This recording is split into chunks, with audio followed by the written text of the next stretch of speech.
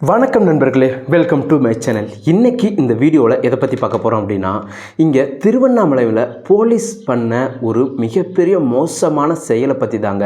அப்படி என்ன பண்ணாங்க அப்படின்னு கேட்டிங்கன்னா, தாயோட கண் முன்னாடியே மகளை துடிக்க கற்பழிச்சிருக்கிறாங்க. ஸோ அந்த ஒரு பதிவை தான் நாம் இந்த வீடியோவில் பார்க்க போகிறோம். வீடியோக்குள்ளே போகிறதுக்கு முன்னாடி நம்ம சேனலை சப்ஸ்கிரைப் பண்ணல அப்படின்னா தயவு செஞ்சு சப்ஸ்கிரைப் பண்ணுங்கள். உங்களுடைய ஒவ்வொரு சப்ஸ்கிரைப் தான் எனக்கு அடுத்தடுத்த வீடியோ போகிறதுக்கு அவ்வளோ மோட்டிவேஷனாக இருக்குன்னு சொல்லலாம். அது மட்டும் இல்லாமல் இது புது சேனல் அப்படிங்கிறதுனால உங்களுடைய ஆதரவு தேவை. சரி, வாங்க வீடியோக்குள்ளே போகலாம். இங்கே தமிழ்நாட்டில் முக்கியமாக இப்போ எதிர்பாராத விதமாக எல்லாருமே ஒரு சோகத்தில் மூழ்கி இருக்கிறோம் அப்படின்னா அது கண்டிப்பாக கரூர் சம்பவம் தாங்க. ஸோ அந்த ஒரு சம்பவம் நடந்ததுலேருந்து இப்போ ஆயுத பூஜை, சரஸ்வதி பூஜை கூட இருக்கட்டும், அது கூட மிகப்பெரிய அளவில் கொண்டாடாமல் இருக்கிறோம் அப்படிங்கிற மாதிரி தான் எனக்கு என்னமோ ஃபீல் ஆகுது. ஏன்னா அது எல்லாத்தையும் அந்த ஃபங்க்ஷன் மூட் எல்லாத்தையுமே ஓவர்டேக் பண்ணி அந்த மரணம் நடந்தது பார்த்திங்களா, அதை தான் இது நாள் வரைக்குமே எல்லா சேனலும் யூடியூப் தளங்களும் பேசிகிட்ருக்குறாங்க. அதில் மாற்றுக்கிறதே இல்லை. அப்படி நம்ம பேசிகிட்டு இருக்கிறப்ப தான் நம்ம ஒரு கவனிக்க தவறிய ஒரு விஷயம் என்ன அப்படின்னா, திருவண்ணாமலையில் நடந்த இந்த ஒரு பிரச்சனை தாங்க. ஸோ அந்த ஒரு பிரச்சனையை பற்றி தான் நம்ம இந்த வீடியோவில் பார்க்க போகிறோம்.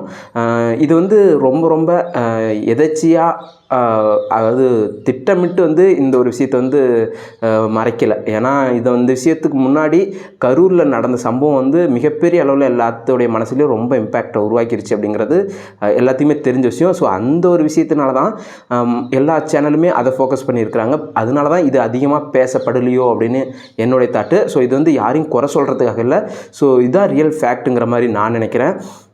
அதையும் தாண்டி நேற்றே மாயின் ஸ்டுடியோ அப்படிங்கிற அந்த யூடியூப் சேனல்லையும் மதன் கௌரி அவருடைய யூடியூப் தளங்கள்லையும் இந்த வீடியோ நான் பார்க்க முடிஞ்சது. அதையும் இல்லாமல் இன்னொருத்தரும் போட்டிருந்தார், அந்த சேனல் பேர் நான் மறந்துட்டேன். ஸோ அது மாதிரி போட்டதுனால தான் நம்மளும் கண்டிப்பாக இந்த ஒரு விஷயத்தை நம்ம பதிவு பண்ணணும் அப்படின்ட்டு நம்ம சொல்கிறோம். முதல்ல என்ன விஷயம் யார் அப்படின்னு பார்த்தீங்கன்னா, இவங்க ஆந்திராவை சேர்ந்தவங்க. ஆந்திராவிலேருந்து திருவண்ணாமலை கோயிலுக்கு வரத்துக்காக இவங்க வந்திருக்கிறாங்க. இவங்க பஸ்ஸில் கார்லையெல்லாம் வரல. இவங்க லாரியில் தான் வந்திருக்கிறாங்க. லாரியை ஓட்டிகிட்டு வந்தது யாருன்னு பார்த்தீங்கன்னா அவங்களுடைய பிரதர் தான் வச்சிங்களேன். ஸோ லாரியில் வாழைத்தார் அங்கேருந்து ஏற்றிட்டு வந்திருக்கிறாங்க. ஸோ இவங்களும் சரி நம்ம கோயிலுக்கு போயிட்டு வந்துடலாம் அப்படின்ட்டு இவங்களும் அதே வண்டியிலே வந்திருக்கிறாங்க. அப்படி வர்றப்ப தான் இங்கே திருவண்ணாமலையில் போலீஸ்காரங்க 2 பேர் வழிமறித்து ஸோ லாரியை செக் பண்ணியிருக்கிறாங்க. செக் பண்ணப்போ இவங்க இருந்திருக்கிறாங்க. ஸோ எங்களுக்கு இவங்க மேலே சந்தேகமாக இருக்குது அப்படின்னு சொல்லிட்டு ஈவினிங், அதாவது நைட் டைமு, நீ போய்ட்டு லோடு இறக்கிட்டு போலீஸ் ஸ்டேஷன் இவங்களை நான் விசாரிக்கணும் அப்படின்னு சொல்லி அந்த 2 போலீஸ்காரங்களும் இவங்களை வண்டியிலேருந்து இறக்கியிருக்கிறாங்க. ஸோ வண்டியிலேருந்து ரொம்ப, அதாவது இவங்க சொல்லியிருக்கிறாங்க, அப்பயும் அவங்க கேட்குற மாதிரியான எண்ணத்தில் இல்லை. ஸோ ரொம்ப கம்பல் பண்ணி ஃபோர்ஸ் பண்ணி இதுன்றிருக்கிறாங்க. ரெண்டாவது வேறு ஸ்டேட்டு அப்படிங்கிறப்ப போலீஸு பாஷை எல்லாமே கொஞ்சம் டிஃப்ரெண்ட்டாக தானே இருக்கும். ஸோ அப்படிங்கிறப்ப அவங்களும் அந்த ஒரு பதட்டத்தில் வேறு என்ன பண்ணுறதுனே வழியே இல்லாமல் தான் அவங்களும் இறங்கியிருக்கிறாங்க, அம்மாவும் மகளும். ஸோ அவங்க இறங்கி இவங்க இப்போ லாரி அனுப்பிச்சி விட்டுட்டாங்க. லாரி அனுப்பிச்சி விட்டுட்டு நீ போலீஸ் ஸ்டேஷன் அப்படின்னு சொல்லிட்டாங்க. வேறு வழி இல்லாமல் அந்த பையனும் வண்டி எடுத்துகிட்டு போயிட்டாப்புல. இவங்களை அங்கேருந்து பைக்கில் ஏற்றிட்டு போலீஸ் ஸ்டேஷன் போகாமல் அங்கே ஒரு சுடுகாட்டு பக்கத்தில் கூட்டிகிட்டு போயிட்டு அங்கே தன்னுடைய தாய் முன்னாடியே 2 போலீஸ்காரங்களும் அவங்கள கற்பழிச்சிருக்கிறாங்க. கற்பழிச்சிட்டு அப்படியே விட்டுட்டு போயிட்டாங்க. அவங்க விடிய அங்கேயே உட்காந்து அழுதுட்டு புலம்பிகிட்டு இருந்திருக்கிறாங்க. அப்போ அந்த பக்கமாக வந்த அந்த ஊர் மக்கள், அதாவது அந்த ஊர் மக்கள்னால் இப்போ காலைல பால் போடுறவங்க அப்படின்ட்டு ஒரு இதில் பார்த்தா இன்னொருத்தங்க வேற ஒருத்தங்க காட்டு பக்கம் போகிறவங்க அப்படிங்கிற மாதிரிலாம் சொல்கிறாங்க. பட் அந்த ஊர் பகுதியில் சேர்ந்த ஒரு நபர் வந்திருக்கிறாங்க. இது மாதிரி என்னாச்சு, என்ன அழுவுறீங்கன்னு கேட்குறப்ப இப்படி சொல்லியிருக்கிறாங்க. உடனே அங்கேருந்து ஆம்புலன்ஸ் கால் பண்ணி சொல்லவும் ஆம்புலன்ஸ் வந்துருச்சு. ஸோ ஆம்புலன்ஸ் வந்த பிறகு அவங்கள நேராக கவர்மெண்ட் ஆஸ்பத்திரி கூட்டிகிட்டு போயிருக்கிறாங்க.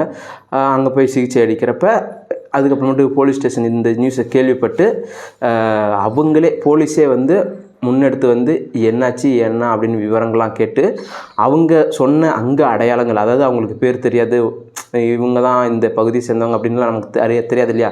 ஸோ அதனால் இந்த இடத்துல இது மாதிரி 2 பேர் இருந்தாங்க, அங்கே அடையாளங்கள்லாம் சொல்லி இவங்க தான் அப்படின்னு சொல்லியிருக்கிறாங்க. ஸோ அவங்க யார் அப்படிங்கிறத அந்த சர்க்கிளில் யார் நேற்று போனாங்க டியூட்டிக்கு அப்படின்னு செக் பண்ணி அவங்கள பிடிச்சி மறுபடியும் சஸ்பெண்ட் பண்ணியிருக்கிறாங்க.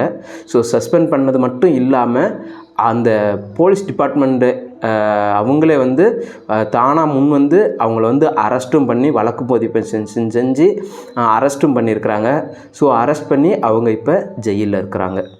ஸோ இதில் வந்து ஒரு முக்கியமான சொல்லணும் அப்படின்னா, இன்ன வரைக்கும் ஆந்திராவை சேர்ந்தவங்க அப்படிங்கிற மாதிரி மட்டும்தான் இருக்குதே தவிர அவங்களுடைய தனிப்பட்ட ஐடென்டிஃபை, அதாவது ஃபோட்டோ, நேமு அப்படிலாம் எதுவுமே லீக் ஆகாமல் பார்த்துக்கிட்டாங்க. அது உண்மையுமே ஒரு ஆறுதலான விஷயம். இது மட்டும் இல்லாமல் அவங்க 2 பேர்த்துக்கும் என்னையை பொறுத்தளவுக்கு சாதாரணமாக சரி அப்படியே ஜெயிலில் போட்டாங்களா முடிஞ்சிருச்சா அப்படின்லாம் இல்லாமல் இதுக்கெல்லாம் உடனுக்குடன் தண்டனை, அதாவது தப்பு பண்ணியிருக்கிறான் அப்படின்னு நிரூபணம் ஆயிருக்கு. அப்படிங்கிறப்ப இதை வந்து சும்மா சாதாரணமாக இழுக்கடிச்சு போட்டுக்கிட்டு ஜாமீன் அப்புறமேட்டுக்கு வந்துடலாம், இத்தனை வருடம் தண்டனை கொடுத்துக்கலாம், இல்லை இவங்களை வந்து வேலையை விட்டு நீக்கிடலாம் அப்படின்லாம் இந்த விஷயங்கள்லாம் பண்ணணும் அப்படின்னா ஸோ கண்டிப்பாக இந்த வந்து நார்மலாக இருக்காது, யாருக்கும் பயம் வராதுன்னு நான் நினைக்கிறேன். ஏன்னா போலீஸ்காரங்களே இப்படி அவங்கள்ட்ட ஒரு இஷ்யூ பண்ணுறப்ப ஸோ சாதாரண மக்களுடைய மனநிலை எப்படி இருக்கும்? சும்மாவே அதாவது நம்ம ரோட்டில் போகிறோம், போலீஸ்காரங்க அங்கே நின்னாங்க அப்படின்னா நம்மள்கிட்ட எல்லா ப்ரூஃபு, லைசன்ஸ்லேருந்து எல்லாமே இருந்தாலுமே ஒரு சின்னதாக ஒரு அச்சம் இருக்கும், எங்கே நிற்கிறாங்களா அப்படிங்கிற மாதிரி ஒரு எண்ணம் தோணும் இல்லையா? ஸோ அதில் எதுக்கு வரணும்? நீங்கள் வந்து உங்களுடைய வேலை செய்யுங்க. இப்போ ஒரு டாக்டரை பார்த்தா நமக்கு பயம் வருதா? ஒரு இன்ஜினியரை பார்த்தா நமக்கு பயம் வருதா? இல்லை மற்ற ஆளுங்களை பார்த்தா நமக்கு பயம் வரல. அப்போ இவங்களை மட்டும் பயப்படுறோம்னா இவங்களுடைய மோசமான செயல், இந்த ஒரு விஷயம் மட்டும் இல்லாமல் பல விஷயங்கள், லாக்அப் டெத்து நடக்குது. ஸோ நிறைய விஷயங்கள் சொல்லிட்டு போகலாம் இல்லையா? ஸோ அந்த மாதிரியான விஷயங்களால் ஒட்டுமொத்த தமிழ்நாட்டு போலீஸுக்குமே மிகப்பெரிய அவமானம் தான். குறிப்பாக சொல்லணும்னா இந்த ஒரு விஷயம் அப்படிங்கிறது வந்து திருவண்ணாமலைக்கு சாமி கும்பிட்றதுக்கு அதர் ஸ்டேட்லேருந்து வந்திருக்கிறாங்க. அப்படியான்ட்ட ஒரு நபர் வந்து இப்படி பண்ணியிருக்கிறாங்க அப்படின்னா அந்த ஸ்டேட்டில் நம்மளுடைய போலீஸ்காரங்களை பற்றி என்ன நினைப்பாங்க? இது என்ன இவ்வளோ மோசமாக இருந்துக்கிறாங்க, காட்டுமிராண்டி, அதெல்லாம் ரொம்ப ரொம்ப கீழ்த்தரமாக நினைப்பாங்க. ஸோ அந்த அளவுக்கு தான் நடந்துக்கிறாங்க ஒரு சில காவல்துறை அதிகாரிகள்.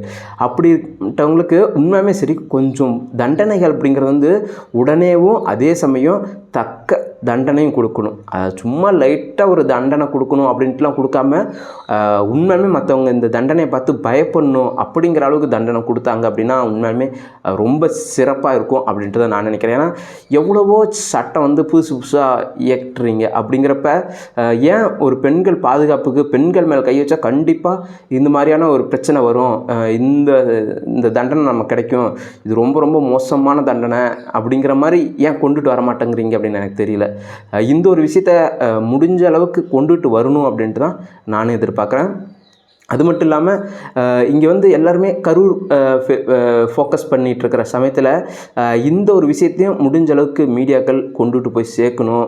ஏன்னா இது வந்து ரொம்ப நார்மலான ஒரு விஷயம் கிடையாது. ஒரு எவ்வளோ தைரியம் இருந்தால் அந்த போலீஸ்காரங்க வந்து இப்படி பண்ணியிருக்க முடியும், நம்மளை யாரும் எதுவும் பண்ணிட முடியாது அப்படிங்கிற ஒரு எண்ணத்தில் தான் அப்படி பண்ணியிருப்பாங்க. ஸோ அப்படியாமட்ட இதில் இருக்கிற போலீஸ் அதிகாரிகளையும் சரி இல்லை மற்றவங்களுக்கும் பயம் வரணும் அப்படின்னா இவங்களுக்கு மிகப்பெரிய அளவில் தண்டனை கொடுத்தா தான் மற்றவங்களுக்கு பயம் வரும் அப்படிங்கிறது தான் என்னுடைய கருத்து.